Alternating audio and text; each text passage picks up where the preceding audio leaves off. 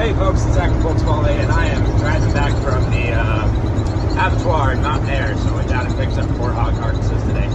And I just want to share a little bit of the challenges that come with trying to direct market beef in New Mexico. So there are all of, I think now 5 inspected plants. When we started this, there was only 3. And in order to sell meat, you have to have the animal harvested at a facility that is approved by the federal government. It's an agency called Food Safety Inspection Services, which is part of the USDA. So in 2007, we used to have a state meat inspection program. In 2007, after several years of not being funded by the New Mexico state government, the feds came in and did an audit, and after a couple years, due to repeat and egregious violations, I think there was 1,100 different violations of the Federal Meat Inspection Act documented over the course of 2 years. They shut down the State Meat Inspection Act, which was housed under the Livestock Authority. That took out 90% of the inspected meat processing plants, and most of them ended up going out of business as a result. It's a huge blow for farmers and ranchers and people who are have livestock integrated into their agricultural operations. And livestock integration in agricultural operations is really important. This is how the natural way that we recycle nutrients and maintain soil fertility. Soil fertility is not just important because it creates nutrient density in the food, but it also creates the ability of the soil to absorb and infiltrate water. The ability of the soil to sequester carbon, pull carbon out of the air, which then feeds the microorganisms, which then break apart all of the particles in the soil in ways that can be available to plants. And those plants that take that nutrient up, and that's what sustains us. And when you take animals off of the landscape, you then replace the natural fertility created by manure and through compost with chemical fertilizers, which are mass-produced and plants that are primarily intended to create munitions for bombing people. And you end up with food that's poisoned. So the bottleneck created by the food processing industry when it comes to inspected meat harvesting is one of the biggest challenges facing local agricultural systems. A lot of, especially out here, we don't have a ton of water. We're not growing a whole lot of annual crops. I mean, I'm driving through the Estancia Valley, and just over there you can see there's about a dozen center pivots that are pumping 100 million gallons a year, some crazy amount of water, to grow corn silage for one of the dairies that's just right over there. But most of this is perennial grassland. We're in shortgrass prairie here, and animals are the ones that can take that grass, turn it into protein, and create a product that we can consume. Because we can't eat grass, unfortunately. I guess we can, but hard sell. Anyway, so one of the things that's happening at the state right now is that there is a state meat inspection program bill was authorized last session. The state meat inspection program was actually started 3 years ago, despite the fact that the legislator shut the bill down and did not authorize the program. The governor, in her infinite wisdom, decided that she was just going to put the funding for the program into the Livestock Board's budget. So a little background on this. During COVID, there was, you might remember, there was a period where there was no meat on the grocery store shelves, like Walmart and Smith's, both totally empty. The reason for that was the shutdowns in the big meat packing plants. And what happened to the big meat packing plants is that most of the inspectors who worked there were pretty old, and they all decided that they didn't want to go to work anymore because they were, 30% of the people in the meatpacking plants got COVID. It was, a formulated, avoidable crisis, but all of the guys who are usually out doing what's called enforcement So the federal meat police, the guys from FSIS who are cracked down on people who are selling uninspected meat, had to get pulled out of the field to go cover the kill floors. So at the same time that you had Walmart, Smith's, totally out of meat, there's people in the parking lot selling uninspected, custom slaughtered or home slaughtered meat. And so the livestock board said, this is a big problem, this is a safety issue, and we should have our own police force to, go after farmers and ranchers that are circumnavigating or avoiding the loophole, the bottleneck created through the, inspection system. And that was the sort of main motivation behind re-kickstarting the state meat inspection program. So I was actually working at the plant that I just left as a temporary during the pandemic. We got the plant reopened after it had been shut down repeatedly by feds. And the state meat inspection guys showed up to do a feasibility study, and it was very clear that they had an agenda that was more about policing and regulating and trying to go after bad actors. So the livestock board is a law enforcement agency. Like, these are the guys who deal with cattle rustlers, but they're also a pretty powerful political state bureaucracy, and they're deeply connected to the cattle growers. Cattle growers are an important ally, so the governor took the opportunity. Everybody's clamoring about we need more meat inspection, so they put funding into the livestock board to fund this program, which then didn't have authorization from Congress, which is one of the things you have to get in order to be able to qualify for the match. So the feds will pay 50% of the costs if you meet or exceed all of their regulations expectations. So they hired this guy, and he was really a great guy for the job, and he developed this program over the course of 2 years. But the bill to authorize the program stayed stuck in committee because there was an argument over whether or not the program should be about, basically helping producers get market access and providing technical support and health inspection services, and creating a program that's kind of a step up for folks to get under inspection and increase market access, or if the bill should be about, basically policing ranchers.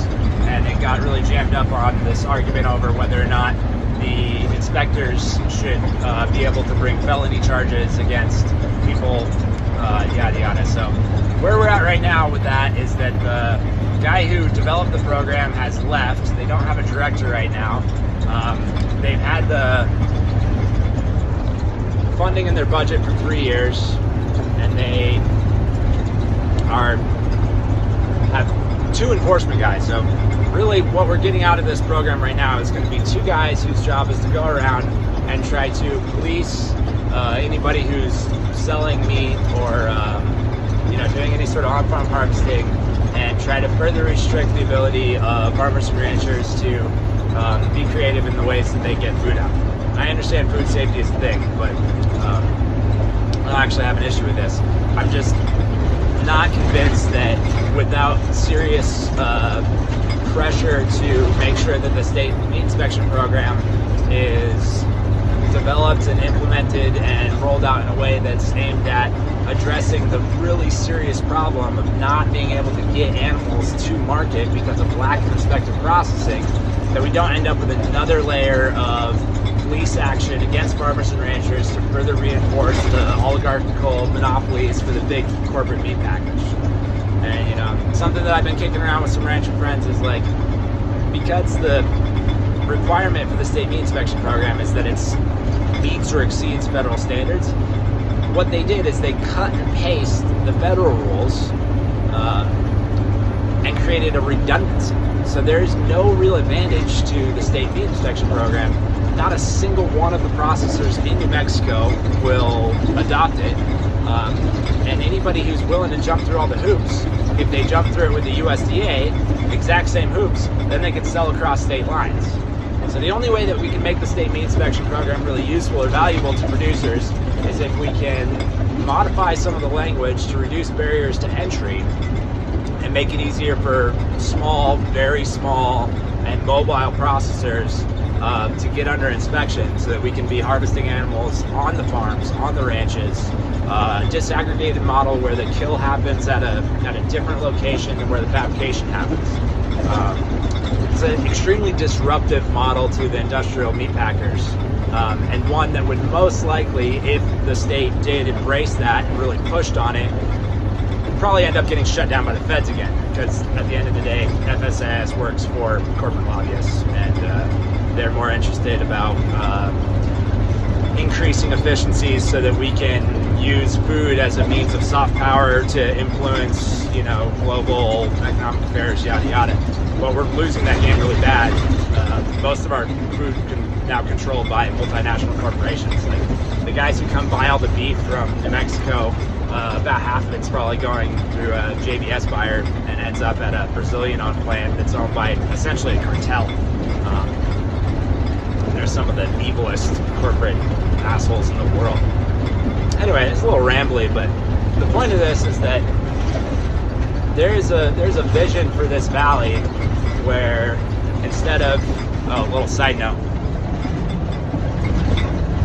you see these 100 some odd hoop houses. This is an unpermitted cannabis grow that's pumping, 300,000 gallons a day.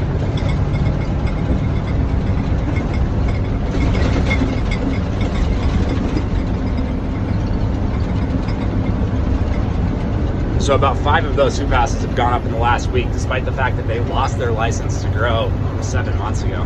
I've been calling and bugging everybody. It smells pungent, skunky. I've been bugging the state police about when they're going to shut this operation down. You want to talk about dealing with the water crisis in the Estancia Valley and the Sandia Subbasin? Low-hanging fruit, illegal grow ops pumping 350 acre feet a year with no permit.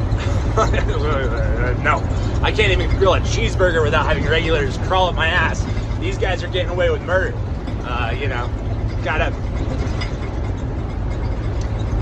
We gotta be more proactive about protecting our water resources. We gotta be more proactive about developing the value chains that we need to transition and get more animals back on the land.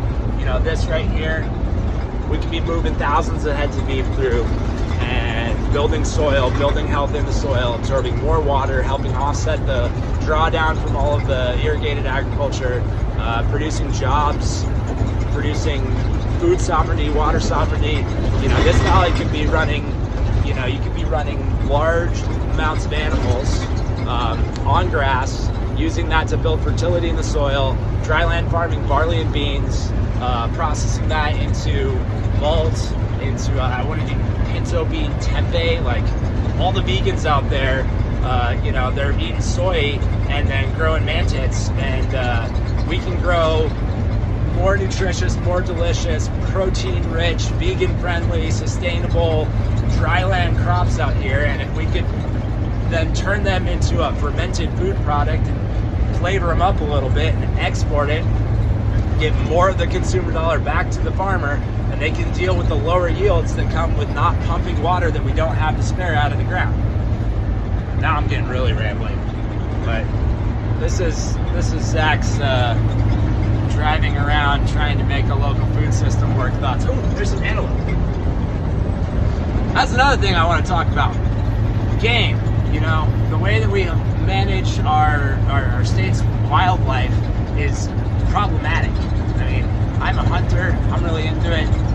I prefer eating wild harvested meat.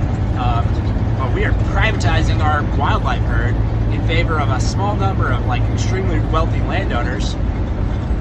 The Game Commission hasn't been functional 2 out of the last 3 years. We don't have enough people on the board to be able to make decisions about how we manage the game. There's no effective feedback other than the governor telling people, make sure these guys get taxed because they gave me a bunch of money for my, campaign election. It's stupid. There was a bill last session that went through that was intended to reform the Game Commission. The Game Commission is the body that is supposed to be governing and stewarding New Mexico's wildlife on behalf of all the New Mexican people. And they tried to depoliticize it and said that the governor can't just fire people at will, that we need to have this many people on it. Here's the procedures, here's the committees, here's how people get public input, yada yada. And it passed both of the House and the Senate and then got vetoed.